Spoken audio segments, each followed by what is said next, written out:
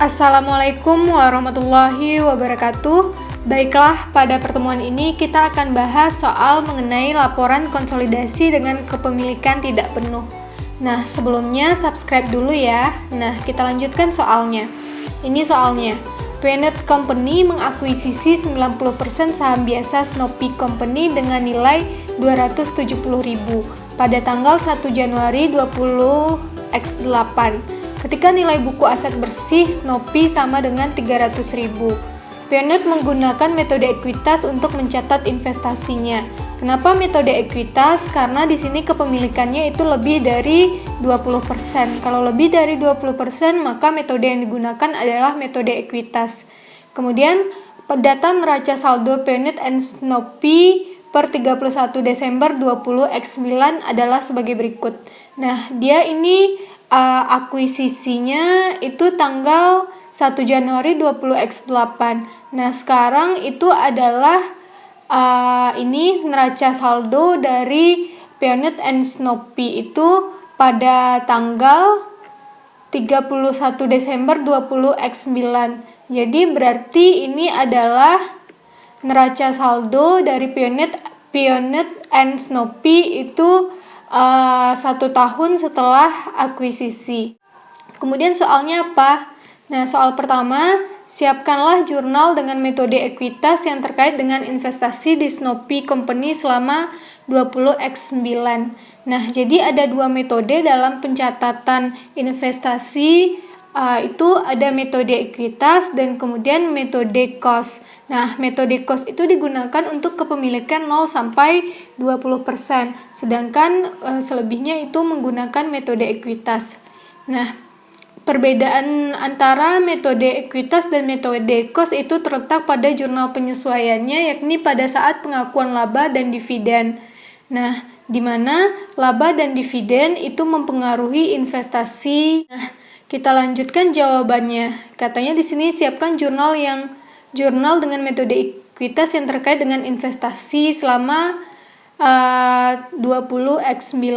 Nah, ini kan kalau yang ini kan terjadinya 20X8 akuisisinya. Berarti ini nggak perlu lagi dicatat kan. Soalnya ini kejadiannya 20X8. Nah, yang sekarang itu disuruh catat 20X9.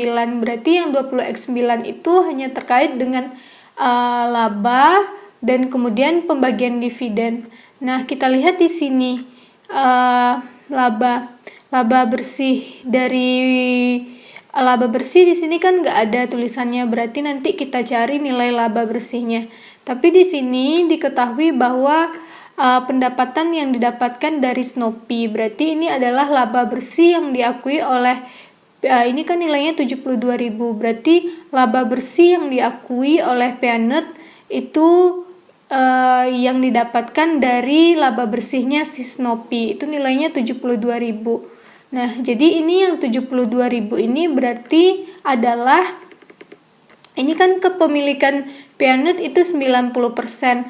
Berarti yang 72.000 ini adalah 90% dari laba bersihnya si Snoopy. Nah, jadi berarti nanti kalau pengen cari laba bersihnya Snoopy berapa sih, kan bisa diketahui, kan bisa dicari nanti. Karena ini adalah 90% dari laba bersihnya si Snoopy. Nah, kemudian kita bikin jurnalnya. Nah, berarti yang kita bikin itu hanya terkait dengan jurnal penyesuaiannya aja. Jurnal penyesuaian ini ada dua. Yang pertama pengakuan laba bersih dan pengakuan dividen.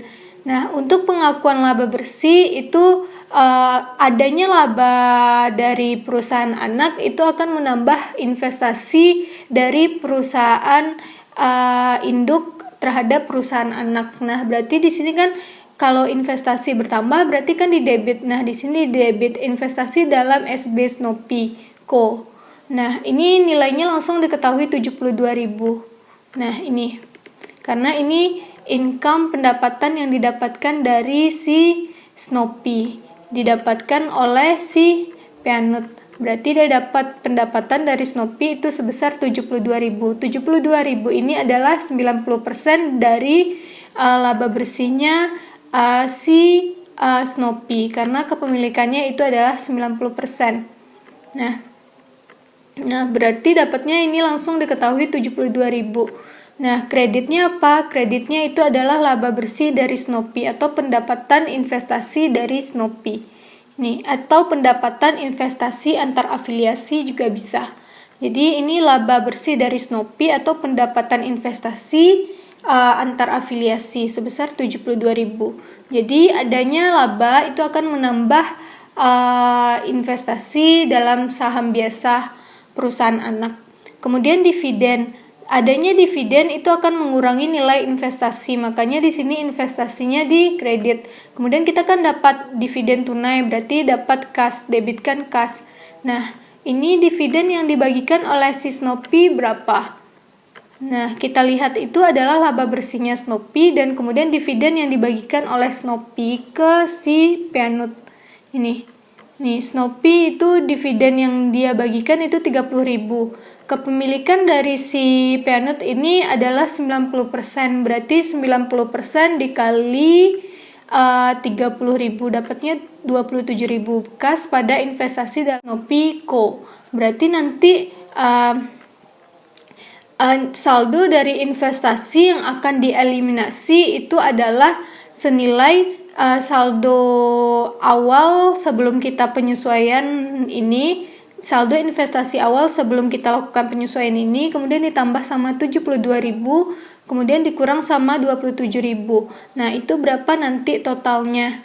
Nah, itu yang nanti nilai investasi yang akan kita eliminasi. Nah, di sini udah diketahui langsung nilainya, yakni 364.500. Nah, 364.500 ini yang nantinya kita eliminasi.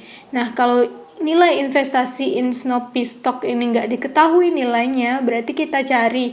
Kita cari itu dengan cara berapa saldo investasi yang terakhir sebelum penyesuaian ini, kemudian ditambah sama ini, dikurang sama yang ini. Oke? Nah, kita lanjutkan. Setelah kita bikin jurnal penyesuaian, itu kita bikin jurnal eliminasinya. Nah, apa sih perbedaan metode cost dengan metode equity? Nah, kalau dalam metode equity, ini kan investasi, ini investasi kan. Nah, kalau misalnya dalam metode cost, itu di pengakuan laba bersih ini nggak ada jurnalnya. Jadi, dalam metode cost itu tidak ada pengakuan laba bersih dari perusahaan anak atau Snoopy ini. Nah, kemudian untuk pengakuan dividennya, untuk pengakuan dividen itu tidak mempengaruhi nilai investasi saham. Jadi kalau dalam metode cost itu adalah ini kas, kreditnya nanti pendapatan dividen antar afiliasi. Pendapatan dividen yang dikreditnya, bukan investasi. Oke, kita lanjut ke jurnal eliminasi. Nah, yang harus kita eliminasi itu dalam metode equity itu sebenarnya dalam metode equity maupun cost yang harus kita eliminasi itu adalah yang pertama itu adalah ekuitasnya si perusahaan anak atau si Snoopy ini. Semua ekuitas Snoopy itu ekuitas kan saldo normalnya itu kan di kredit. Berarti kalau dieliminasi itu berarti didebitkan. Eliminasi itu berarti menolkan saldo. Nah, di sini ekuitas Snoopy itu terdiri dari apa aja? Kita lihat di soal. Nah, ekuitas si Snoopy itu cuma terdiri dari common stock, saham biasa, dan kemudian laba ditahan return earnings. Berarti dua nih aja.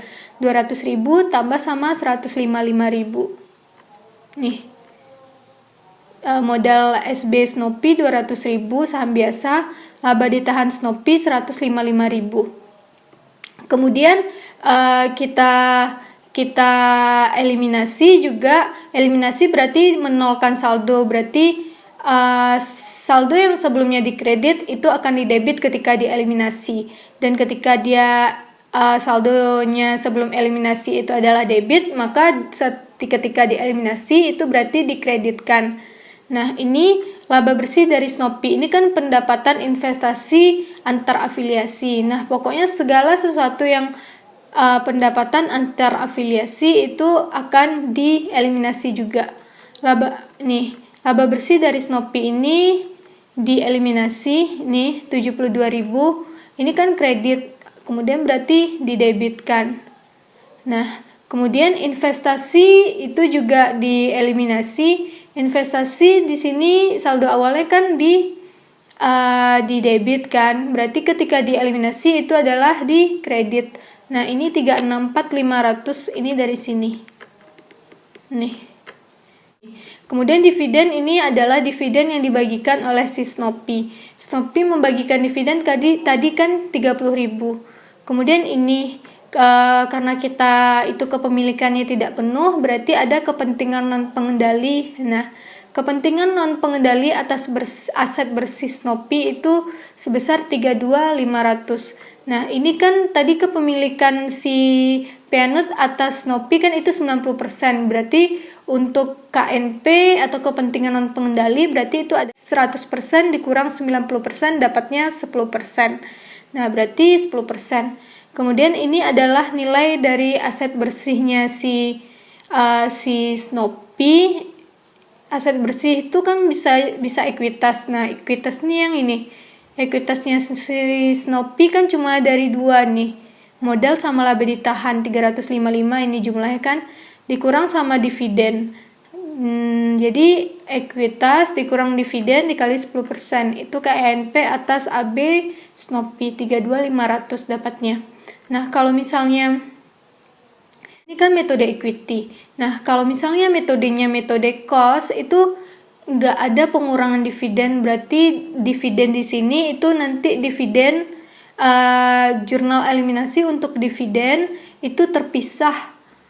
Sedangkan kalau misalnya jurnal eliminasi untuk metode equity itu digabungkan jurnal dividennya. Kemudian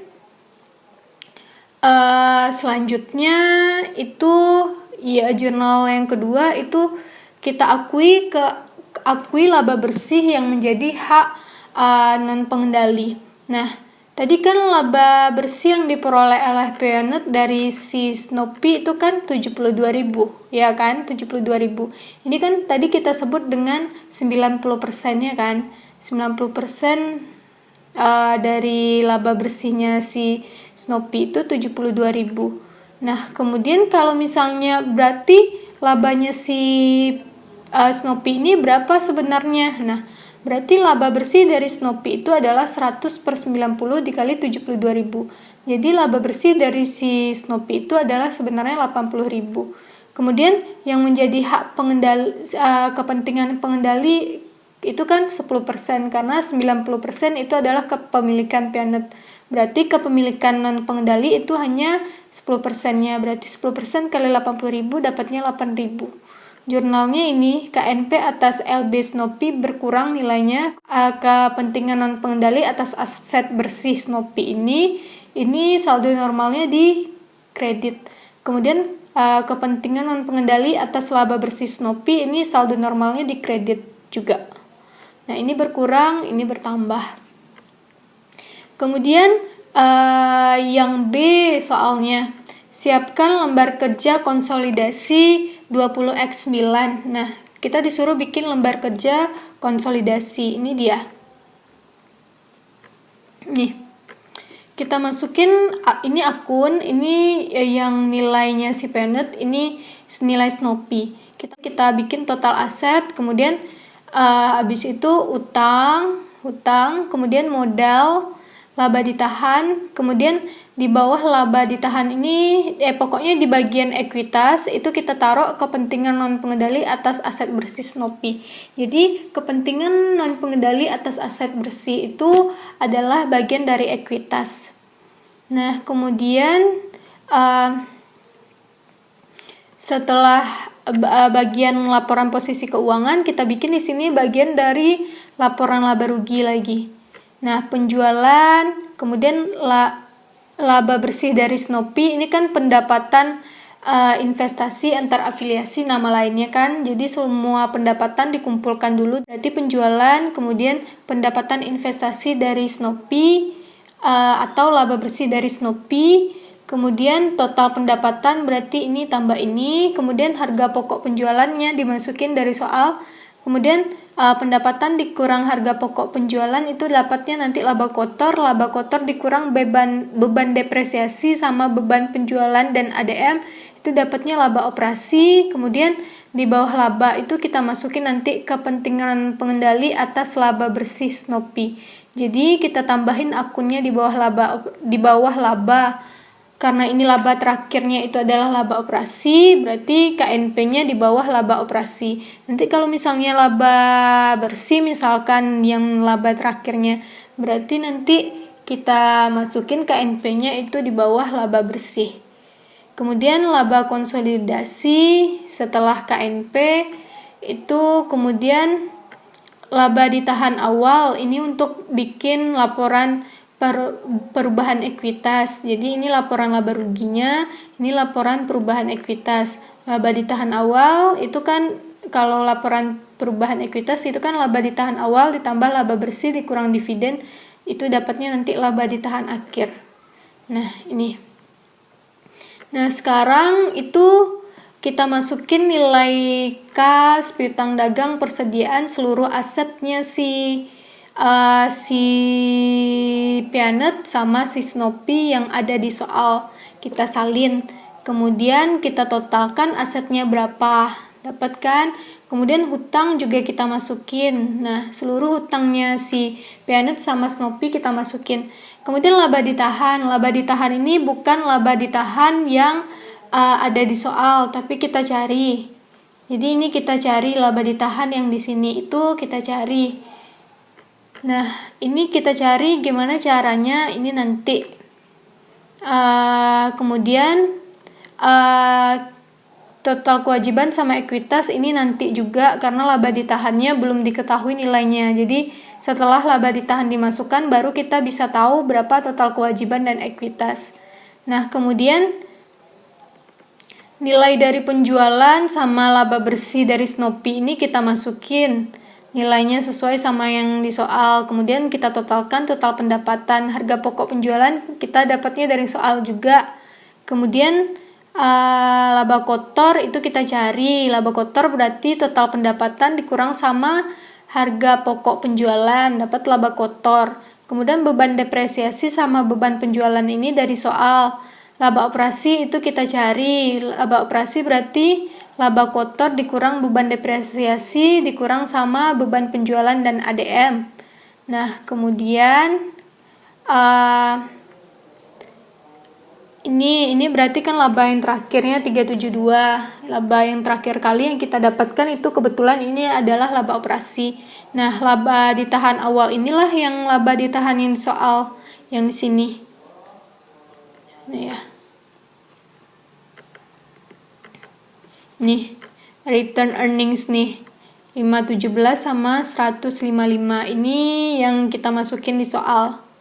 Jadi yang di soal itu laba ditahannya dimasukin sebagai laba ditahan awal di sini.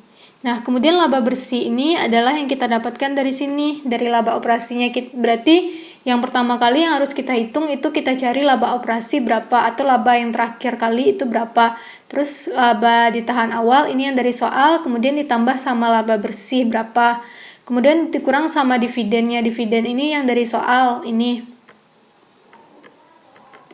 Nih, udah 25 sama 30.000. Nah, ini yang dari soal. Kemudian berarti laba ditahan awal ditambah sama laba bersih dikurang dividen dapatnya laba ditahan akhir. Nah, laba ditahan akhir inilah yang nanti akan kita masukin ke laba ditahan yang di sini. Mana ya? Nih, yang di sini. Jadi laba ditahan yang di sini bukan laba ditahan yang di soal, melainkan laba ditahan akhir yang setelah kita cari. Baru setelah itu kita bisa cari total kewajiban dan ekuitas. Nah, supaya kita tahu apakah hasil kita itu benar atau enggak, kita harus lihat. Ini kan udah kita cari nih. Jadi total kewajiban dan ekuitas kita itu harus sama dengan total aset kita. Ini kan sama, berarti kita udah benar nyarinya. Ini sama-sama ini. Nah, demikian cara mencarinya. Kemudian eliminasi ini kita mencarinya dengan yang kita masukin apa yang di jurnal eliminasi kita masukin. Jadi yang dimasukin ini yang dieliminasi. Kalau dieliminasi dia debit, maka debitkan. Kalau dieliminasi dia kredit, maka kreditkan yang di sini.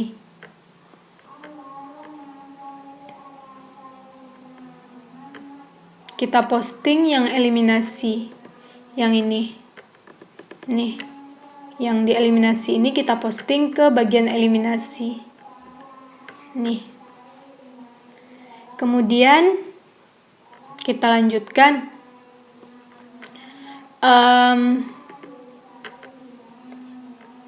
Kas berarti eliminasi ini kita harus tahu saldo normalnya masing-masing di mana ya. Nah, kalau debit, kalau aset itu kan saldo normalnya di debit, berarti kalau ada yang debit sini berarti dia menambah. Berarti kas ini tambah ini dapat ini. Piutang dagang ini tambah ini dapat ini. Kemudian ini tambah ini dapat ini. Kemudian ini kan debit nih. Kemudian ini kredit, berarti 0 sekarang saldonya kan. Kemudian tanah ini tambah ini dapat ini, kemudian ini tambah ini dapat ini tambah ini dapat ini, kemudian total aset adalah kita jumlahin dari atas sampai ke akumulasi depresiasi, dapatnya segini. Kemudian hutang dagang berarti ini tambah ini dapat ini. Nah, kemudian hutang obligasi ini tambah ini sama dengan ini. Kemudian modal saham ini tambah ini saldo normal modal ini kan dikredit. Kalau ada yang di debit berarti dia mengurangkan, berarti ini tambah ini dikurang sama ini dapatnya ini, karena ini saldo normalnya kredit, ini debit berarti dia kurangkan ini 500.000, dapatnya ini aja. Kemudian laba ditahan yang di sini itu bukan penjumlahan ini tambah ini, jadi laba ditahan yang di sini itu dicari nanti. Laba ditahan yang di sini itu dicari, bukan ini tambah ini. Kemudian KNP itu kan tadi kan ada 2 jurnalnya, eliminasi 1 sama eliminasi 2, kita jumlahkan dapatnya segini. Saldo normalnya kan dikredit, berarti emang penambah dia di sini. Kemudian total kewajiban dan ekuitas itu penjumlahan total kewajiban dan ekuitas nanti. Nah, setelah kita masukin laba ditahan kan belum diketahui nilainya. Jadi nanti kita baru tahu total kewajiban dan ekuitas itu setelah kita cari laba ditahan berapa hasilnya.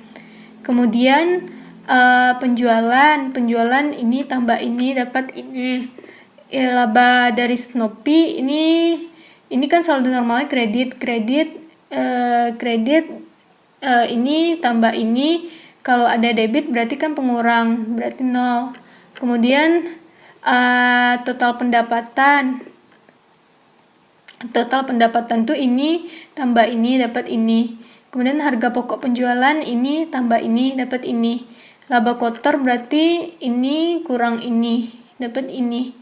Kemudian beban depresiasi dijumlahkan. Kemudian beban penjualan dan ADM dijumlahkan. Kemudian laba operasi berarti laba kotor dikurang beban depresiasi dikurang beban penjualan dan ADM.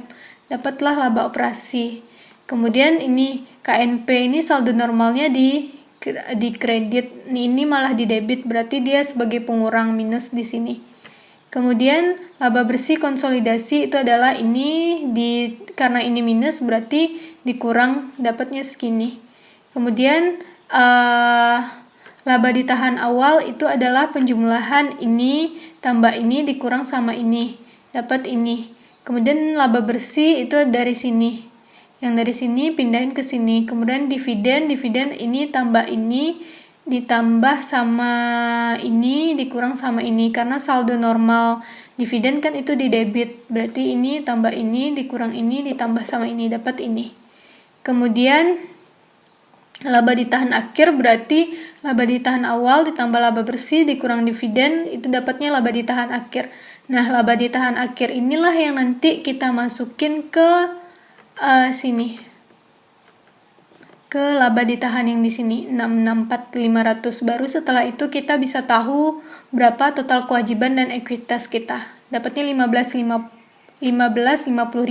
Sama enggak nilainya sama total aset dan total aset? Nah, ini total aset kita. Sama. Berarti kita udah benar nyarinya. Selain itu yang ini.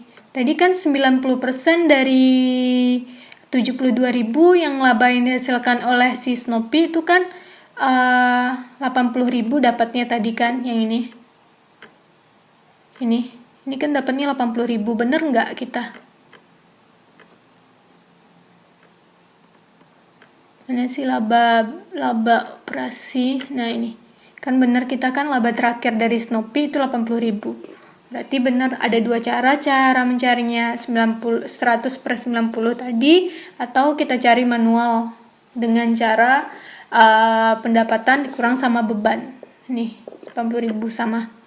Nah, kemudian selesai kita bahas yang nomor 1. Sekarang kita bahas soal nomor 2. Nih, soal nomor 2.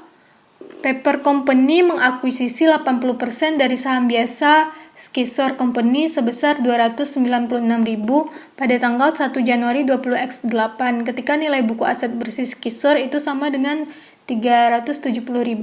Paper menggunakan metode ekuitas untuk memperhitungkan investasi. Neraca saldo Paper dan Skisor per 1 Januari itu adalah sebagai berikut. Jadi ini adalah neraca saldonya ketika akuisisi. Kemudian soalnya apa?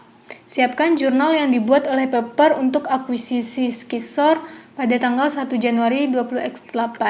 Nah, karena dia memperoleh saham, berarti kan investasi dalam saham Skisor pada kas sebesar harga perolehannya. Nih. Kemudian yang B-nya siapkan lembar kerja konsolidasi pada tanggal akuisisi 1 Januari 20X8. Kalau kita mau bikin laporan konsolidasi itu kita harus bikin jurnal penyesuaian dulu, terus habis itu kita harus bikin jurnal eliminasi. Nah, yang disesuaikan itu kan terkait sama laba bersih dalam metode ekuitas itu kan terkait sama laba bersih sama dividen. Nah, di sini kan laba bersihnya belum ada karena ini pada tanggal 1 Januari 20X8 kan. Pas akuisisi laba bersihnya nggak ada, dividennya juga belum ada. Berarti nggak ada jurnal penyesuaian kan, berarti langsung aja jurnal eliminasi.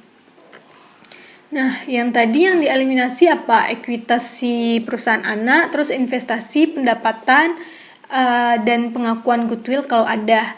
Nah, di sini kalau yang tadi itu kenapa nggak ada goodwill? Karena itu perolehannya itu ini pas eliminasi kenapa nggak ada goodwill? Soalnya ini kan dia akuisisi tanggal 20X8. Tahun 20X8, sedangkan ini kita bikin eliminasi 20X9, berarti pengakuan goodwill itu adalah pas tahun 20X8 sebelumnya, pas dia mengakuisisi 20X9 berarti nggak ada lagi goodwillnya, soalnya kita udah perolehnya sebelumnya.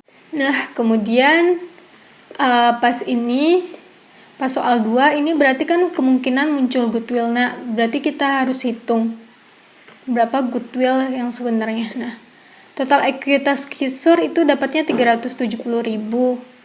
Yang ini 250 tambah 120. Nah, ini sama yang ini. Nilai buku aset bersihnya 370. Ini 370. Nah, ekuitas Skisor yang menjadi hak Paper itu kan Paper memperolehnya 80% aja, berarti 80% kali 370 dapatnya 296.000. Kemudian harga perolehan si Skisor nih tadi berapa? 296.000 juga kan. Nah, kepemilikannya atas aset bersih itu juga 296.000, berarti nggak ada goodwill kan, 0, berarti nggak ada goodwill. Kemudian ekuitas yang menjadi hak kepentingan non-pengendali itu adalah 20% dikali 370.000, dapatnya 74.000. Nah, KNP ini kan tadi aset bersih atau ekuitas persentase 20% dikali aset bersih dikurang sama ekuitas atau aset bersih dikurang sama dividen. Nah, ini kan pas awal belum ada dividen, makanya ini sebesar ekuitas bersih aja, nggak ada pengurangan dividen. Nah, dapatnya 74.000. 20% kali 370.000 dapat 20% dikali 370.000 dapatnya 74.000 di sini jurnal. Kalau misalnya nanti ada laba sama ada dividen, berarti nilai investasinya bukan ini, tapi setelah kita sesuaikan dengan adanya laba dan kemudian dikurangkan dengan adanya dividen yang menjadi hak milik si paper. Yang menjadi hak milik si paper aja yang diakui. Kemudian KNP atas AB Skisor ini dikredit. Karena kepemilikan kita itu bukan 100%. Jadi kepemilikan penuh itu nggak ada KNP-nya. Kemudian kita lanjut ke dari sini, setelah kita bikin eliminasi, baru kita bisa bikin laporan konsolidasi atau kertas kerja konsolidasi. Nah, ini dia. Ini kita salin seperti biasa, kasnya kita masukin. Karena nggak ada penyesuaian atas laba ditahan, makanya laba ditahan di sini itu adalah laba ditahan yang disoal. Semua yang disoal dimasukin ke sini, kecuali itu kita tambahin nanti KNP atas AB Skisor. KNP atas AB Skisor itu kan letaknya di ekuitas. Nah, kita taruh ini di ekuitas. Nah, ini dia paper, skisor, ini eliminasi, ini konsolidasi. Nah, kita masukin sesuai soal semuanya. Nah, ini kita samain, masukin ke soal. Yang si skisor juga. Kemudian yang eliminasi kita masukin yang ada di jurnal eliminasi tadi, debit kreditnya. Nah, kemudian setelah itu konsolidasi, berarti ini tambah ini, dapat ini, sama kayak tadi. Kita jumlahkan sehingga dapat nilainya, balance ini antara total aset dan total liabilities ekuitasnya. Kemudian ini dari kertas ini kan kertas kerja, kemudian kita bikin laporan posisi keuangan disuruh kan. Nah, ini laporan posisi keuangannya.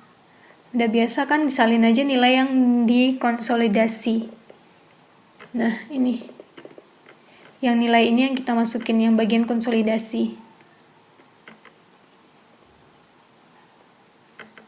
Nah, ini soal yang ketiga. Nah, selesai pertemuan kita hari ini. Semoga bermanfaat. Jangan lupa share ke yang lain. Assalamualaikum warahmatullahi wabarakatuh.